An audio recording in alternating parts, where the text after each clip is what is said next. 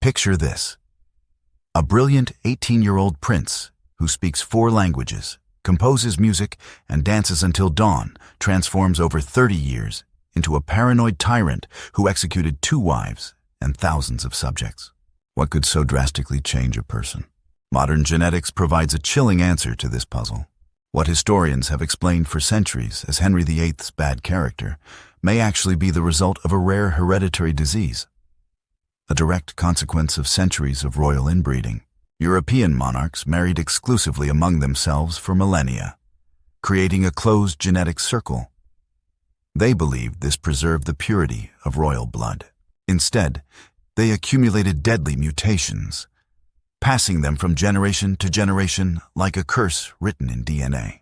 The story of Henry VIII isn't just a tale of a tyrant on the throne. It's a detective story about how genetic mistakes made many generations ago can explode into catastrophe at the most unexpected moment.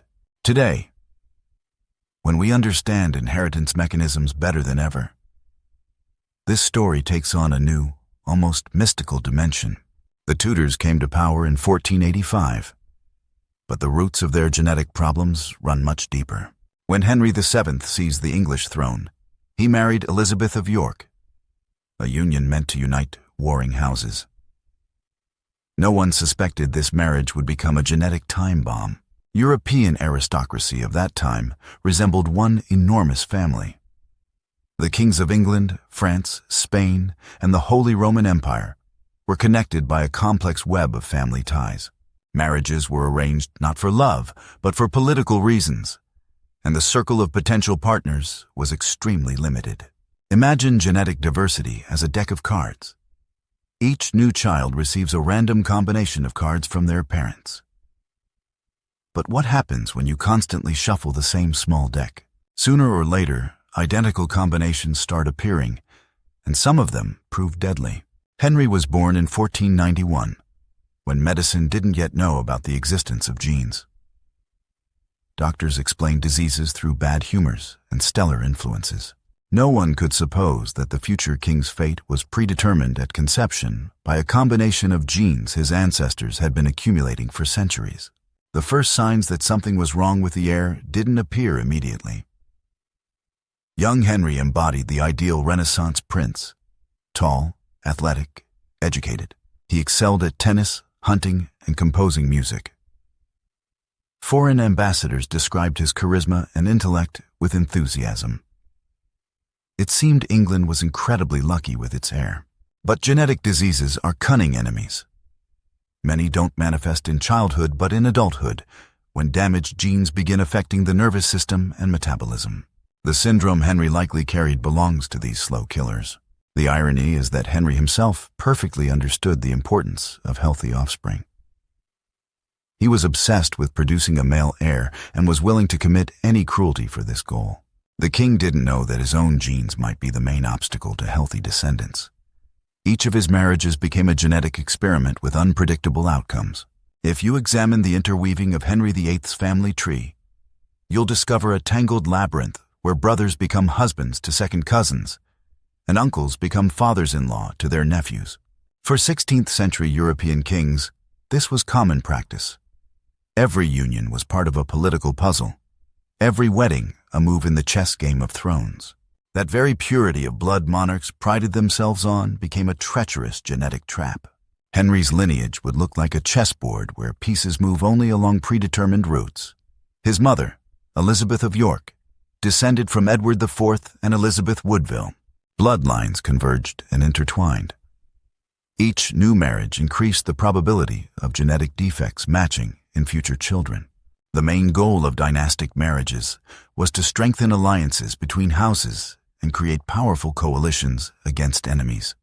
But the price for this unity was mounting health risks for heirs. In European royal houses, the concept of inbreeding would sound foreign. They preferred talking about preserving traditions. But look at the numbers. The inbreeding coefficient for monarchs' children was roughly 2 to 3 times higher than for ordinary citizens of that time. Henry's family had cases of children born with congenital defects, but chronicles rarely wrote about them. Diseases were either hidden or explained as God's will. Historian Ricardo Rodriguez notes, in aristocratic circles, any strange symptoms were considered manifestations of special status, not genetic defects. Rodriguez, 2021. Everyone knows the drama of the Spanish Habsburgs, where inbreeding reached an extreme stage, ending with the birth of Charles II of Habsburg, practically incapable of ruling. The Tudors never had such pronounced cases, but genetic problems raised their heads differently, through behavioral, psychological, and metabolic disorders. When Henry VII chose Elizabeth of York, he sought to unite the Lancasters and Yorks after the Bloody War of the Roses. Notice how narrow the circle of possible brides was. Almost each possessed the same ancestors. Even sons and daughters fell into this circle. Henry VIII married Catherine of Aragon, his former sister-in-law. She had previously been married to his brother, Arthur. Not only political logic, but confidence in the divine purity of bloodline made such marriages common. Family letters reveal interesting details. In one letter from Catherine of Aragon to her father, Ferdinand, King of Spain, she complains about the court's poor health. Our children often fall ill, and I pray the Lord grants them the strength that Tudor men possess. Margaret Beaufort, Henry's grandmother, was renowned for endurance, but denied maternal joys. Of 9 pregnancies, only 1 child, Henry VII himself, survived to adulthood.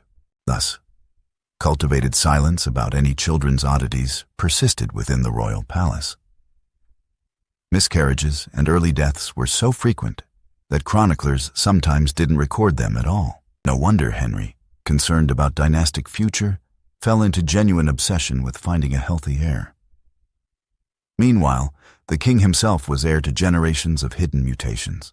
If genetic tests had existed then, they would have revealed dozens of similarity blocks between Henry's parents, something extremely rare in normal populations.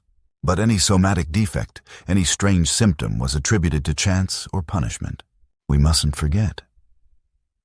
In those centuries, even the idea that health could be inherited seemed strange and almost blasphemous. Within the Tudors, inbreeding manifested less obviously than among the Habsburgs. There were no noticeable physical deformities, but problems with metabolism, psycho-emotional stability, and reproductive function occurred. Remember Henry's sister Margaret, mother of future Scottish kings.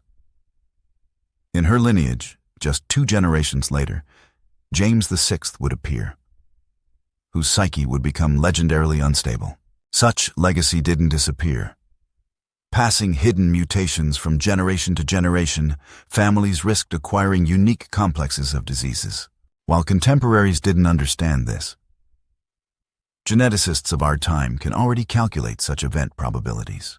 Analyses of modern dynastic trees show the Tudors carried mutations connected to the neuroendocrine system, which could directly influence personality changes and metabolism in Henry Smith, 2018. Ultimately, that very purity of blood becomes fate's irony. Pursuing stability, monarchs undermined their own health. For Henry VIII, this resulted in tragedy. His initial advantages, magnificent physical form, powerful charisma, were possibly results of the same genetic game that later led him to severe physical and psycho-emotional crisis. If royal families had medical advisors recommending expanding marriage circles and checking heredity, perhaps all of English history would have taken a different path. But traditions and political foundations proved stronger than rational advice. Kings lived outside time and paid for this with their biology. Mini-scene. Imagine the shadowy hall of Westminster Abbey, where 2 cousins exchange wedding rings while a portrait of their common great-grandfather hangs on the wall. Guests' whispers are full of approval. A union combining forces, salvation for England. No one suspects this very union will begin a chain of events that will change history forever. When portraits of Henry VIII show an elegant young monarch with a direct gaze and chiseled profile, it's hard to believe that 3 decades later, the same person becomes a victim of excess weight, ulcers, and rapidly deteriorating character. How and why did this happen? In historical medical debates over the past 50 years, Several competing versions have been proposed, each revealing new details of the king's oppressive transformation, the most mysterious, and today most considered, version MacLeod syndrome. This rare genetic disease, described only in the 20th century, but the similarity of its symptoms to what happened with Henry astounds even skeptics. The disease is linked to a mutation in the XK gene, transmitted through the X chromosome. Exactly such mutations more often surface during inbreeding, when similar genes meet in parents. The syndrome doesn't manifest from birth. The child grows quite healthy, at least outwardly, but in adulthood, the disease begins invading the patient's life. The first sign: muscle changes, weakness appearance, and movement disorders. Historical descriptions include a scene, end of 36, when Henry, after another tournament, cannot rise from his chair independently. Tatar Chansi, the court physician, noted unusual fatigue, as if the king's body was overcome by unknown ailments. The second sign: appearance of tics, seizures, or strange movements.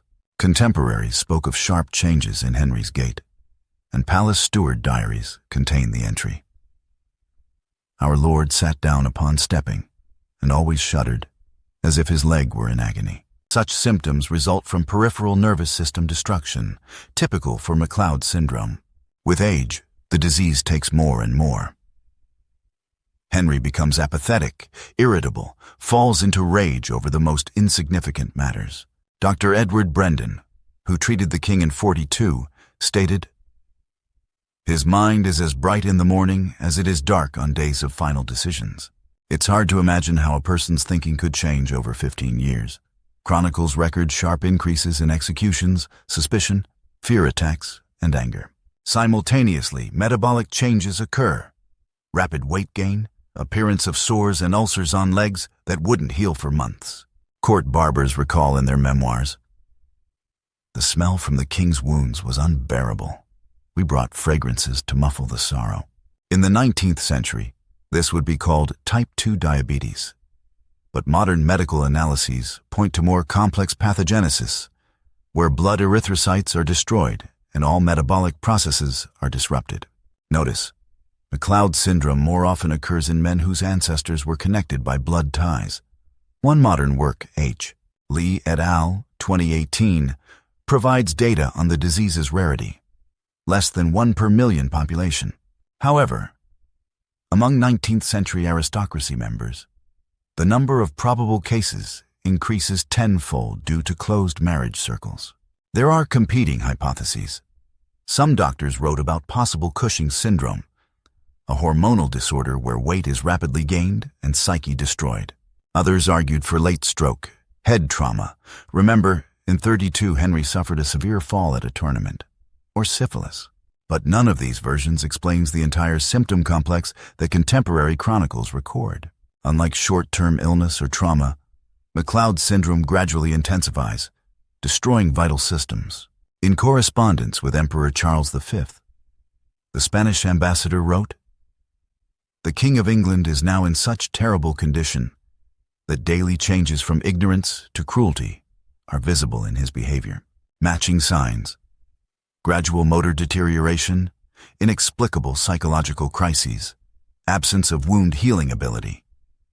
All this unites Henry's medical picture with modern syndrome descriptions. 21st century medics emphasize, "It's important to separate facts from historical speculation." Data about Henry's blood tests obviously weren't preserved, but parallels between the king's condition descriptions and modern symptomatology are striking. Psychiatrists note, with MacLeod syndrome, sharp behavioral changes often occur, which can be catastrophic for personality, especially if the carrier previously had pronounced power feelings. G. Chow, 2020. MacLeod syndrome probably became the key to solving the puzzle. It's no coincidence that subsequent Tudor generations also suffered from psychological and metabolic problems. Edward VI died from tuberculosis. Mary I was distinguished by destructive depression, and Elizabeth never managed to bear heirs. Mini-scene: throne room of Hampton Court, winter of 45. The king sits agitated. Servants behind him carefully adjust his leg wrapped in bandages. He throws cups on the floor in irritation, while courtiers try not to look him in the eyes. Any wrong movement could cost their lives.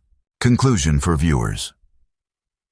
Henry VIII's personality isn't explained only by political harshness or religious wars. Modern medicine offers a detailed map of factors that possibly shaped his actions. Genes, disease, historical tragedy of the blood circle. For centuries, historians and doctors have tried explaining dramatic changes in Henry VIII's personality through various theories. Some of these explanations became so popular, they turned into persistent myths. It's time to understand what could really have happened to the king, and what are merely beautiful speculations that don't withstand modern scientific verification. Myth 1. Syphilis destroyed the dissolute king. The most common explanation for Henry's illness, venereal disease that allegedly destroyed his brain and body. This version seems logical. The king is known for numerous romances, and syphilis in the 16th century was indeed aristocracy's scourge. But medical facts argue against this hypothesis. Tertiary syphilis, which could explain Henry's psychological disorders, develops 10 to 20 years after infection. If we suppose the king was infected in youth, symptoms should have appeared much earlier. Moreover, syphilis produces specific skin and bone lesions, easily recognizable even in portraits of that era. Henry showed no such signs. Dr. Thomas Penn from Cambridge University emphasizes, "There's not one reliable testimony that Henry ever received syphilis treatment. Court physicians of that era knew this disease perfectly and used mercury preparations for treatment. Royal medical records contain no such prescriptions." Penn, 2019. Myth 2. Tournament trauma changed everything. In 1536, Henry received serious injury during a tournament. His horse fell, and the king lost consciousness for 2 hours. Many historians consider this episode the turning point in the monarch's life. Indeed, after the trauma, Henry's character became noticeably worse. But the connection here isn't as direct as it seems. Brain trauma could explain some personality changes, but not the king's physical degradation. Henry began gaining weight before the accident, and leg ulcers appeared significantly later. Modern neurosurgeons note, brain concussion, even severe, rarely leads to such cardinal changes several years after trauma. More likely, tournament trauma merely accelerated manifestation of already existing genetic predisposition. Stress and physical damage could become triggers for developing the main disease, but not its cause.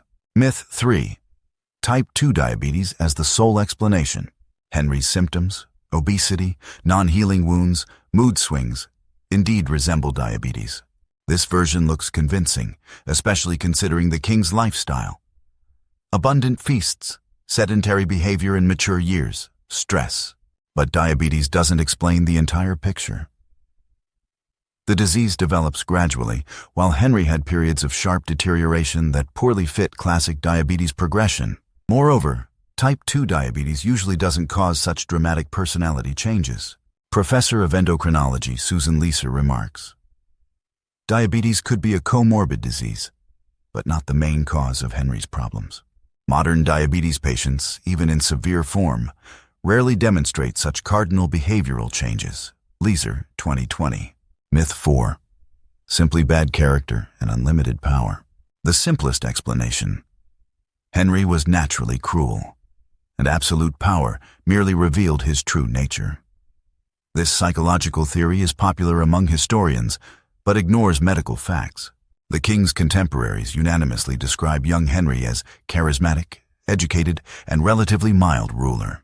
The Venetian ambassador wrote in 1509, "The King of England possesses a rare combination of learning and mercy.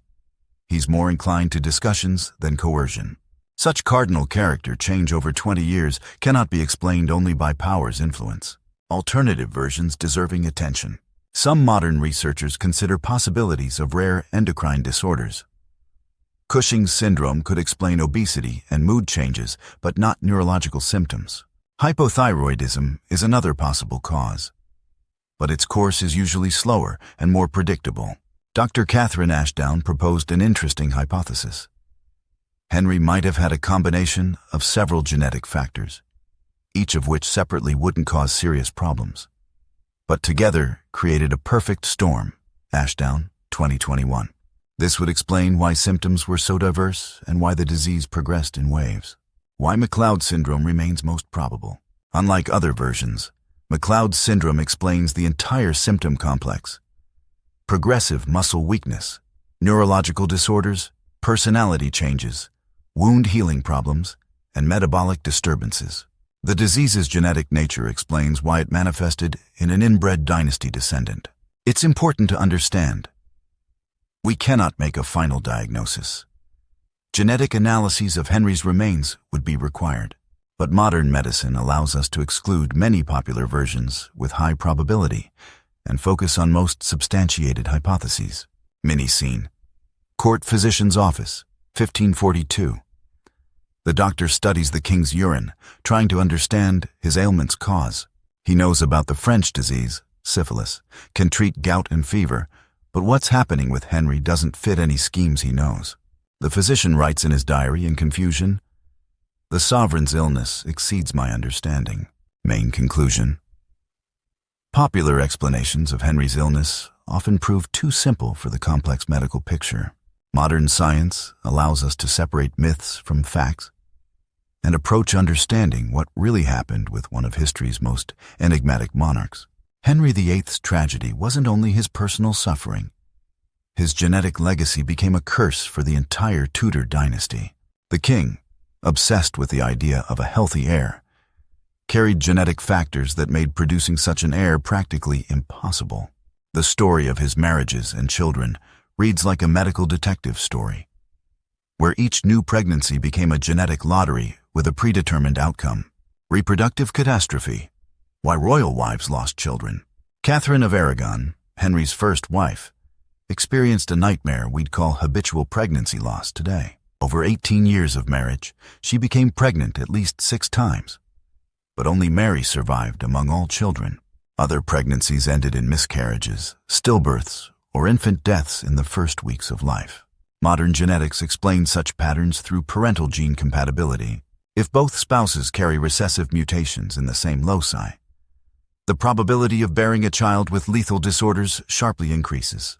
In inbred dynasties, this problem worsens. Limited gene pool means high probability of dangerous genetic variant matches. Dr. Maria Turner from Oxford calculated, with inbreeding coefficients characteristic of 16th century European monarchs, serious genetic disorder risks in offspring were about 25% sex, 10 times higher than in the general population. Turner, 2020. This meant every 4th pregnancy was doomed to failure. Anne Boleyn, new wife, same problems. When Henry divorced Catherine and married Anne Boleyn, he hoped changing partners would solve the heir problem. But genetics works by its own laws. If the problem lies in the man's genes, changing wives changes nothing. Anne became pregnant almost immediately after marriage and bore a healthy daughter, future Elizabeth I. This gave the king hope, but Anne's subsequent pregnancies ended tragically. Historians record at least 2 miscarriages, one on a late term when the child's sex could already be determined. It was a boy. Geneticists note, the fact that girls survived more often than boys may indicate X chromosome-linked mutations in Henry. With such disorders, boys receiving a single X chromosome from their mother prove more vulnerable. Girls receive 2 X chromosomes, and the healthy copy can compensate for the defective one. Jane Seymour and Edward's birth. Temporary victory or genetic chance? Henry's 3rd wife, Jane Seymour, managed to bear the long-awaited son, Edward VI.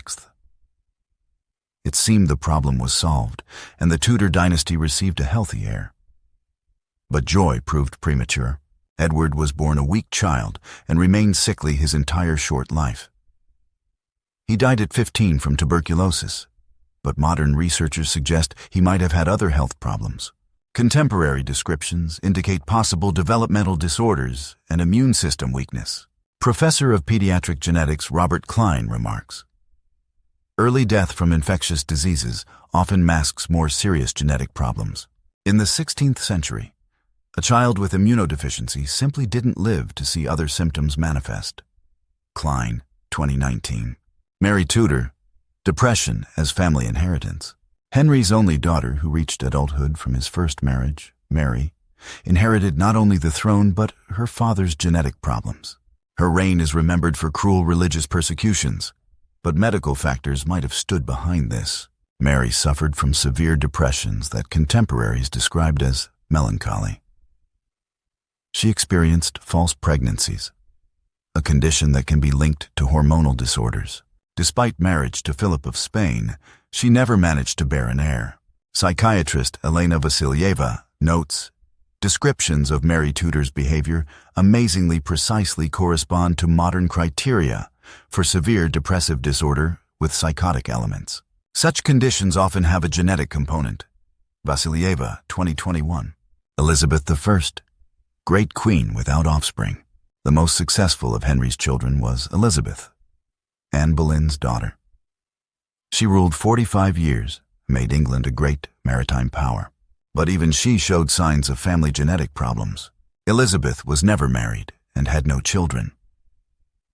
Officially, this was explained by political considerations, but modern researchers suggest possible medical reasons. She suffered from irregular menstruation, which could indicate hormonal disorders.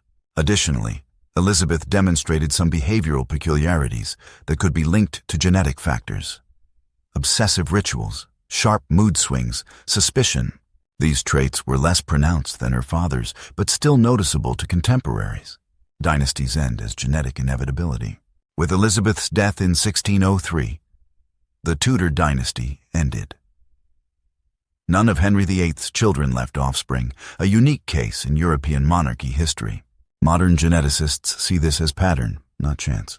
Dr. Alexander Petrov from the Institute of Human Genetics explains, when critical mass of harmful mutations accumulates in an isolated population, reproductive ability sharply decreases. This is a natural mechanism preventing further defective gene spread. Petrov, 2020. Mini-scene, Edward VI's last days. Greenwich Palace, summer of 1553. The 15-year-old king lies in bed, his body shaken by cough. Doctors throw up their hands. They've tried every known remedy, but the disease progresses relentlessly. In the neighboring room, advisors argue about succession, understanding that with this boy dies not only a king, but an entire dynasty. Beside the bed lies Edward's unfinished letter to his sister Elizabeth. My sister, I pray you, take care of yourself, and be careful with those who surround you. Our lineage seems cursed. We all carry some secret infirmity within us. Genetic lessons for modernity. The Tudor story shows what centuries-long gene pool isolation can lead to. Modern research confirms. Even in relatively small isolated communities, harmful mutation accumulation can reach critical levels within several generations. Today, genetic counseling helps couples assess risks and make informed decisions. Gene compatibility tests, hereditary disease screening.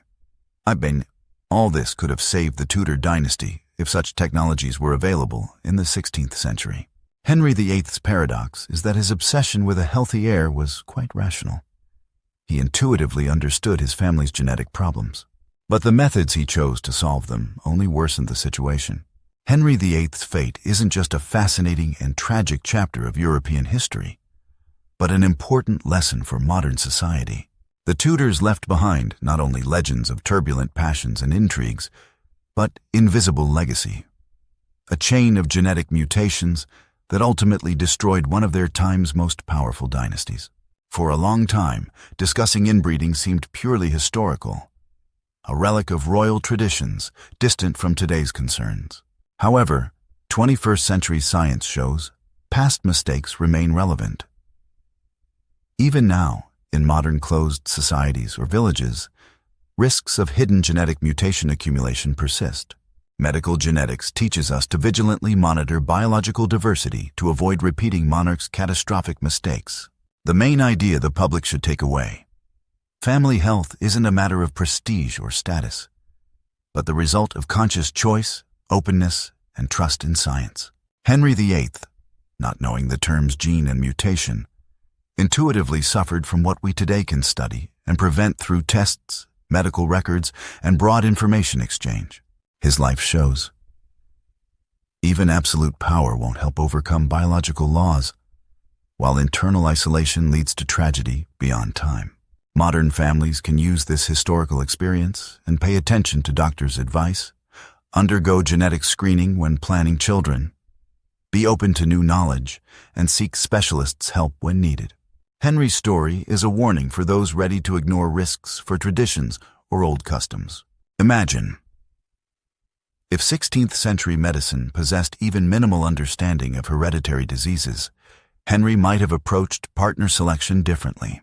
Perhaps he would have sought not only political alliances, but health and compatibility factors. Then the fate of England and all Europe might have unfolded differently. Mini-scene. Genetic Laboratory in London, 2025. A young married couple sits beside a doctor. They're shown graphs, risks explained, and both suddenly understand that their future children's fate lies behind dry numbers. At this moment, they remember a family legend. We supposedly had distant relatives among English monarchs. The doctor smiles. Now you have an advantage. Science and choice. Whatever society you live in, this story prompts reflection. Are you ready to let traditions control your biology? Do you know enough about your heritage to control it? And what trace will you leave? Not only in chronicles, but in future generations' genes. Henry's story is a reminder. Value diversity, scientific approach, and responsibility to future generations. Even if your family doesn't rule a kingdom, it rules your children's health. What family health stories did your grandparents pass down to you? Have you experienced genetic testing or medical counseling? Share your thoughts in the comments, because every lineage has its unique story, and science is now more ready than ever to help us make it happy.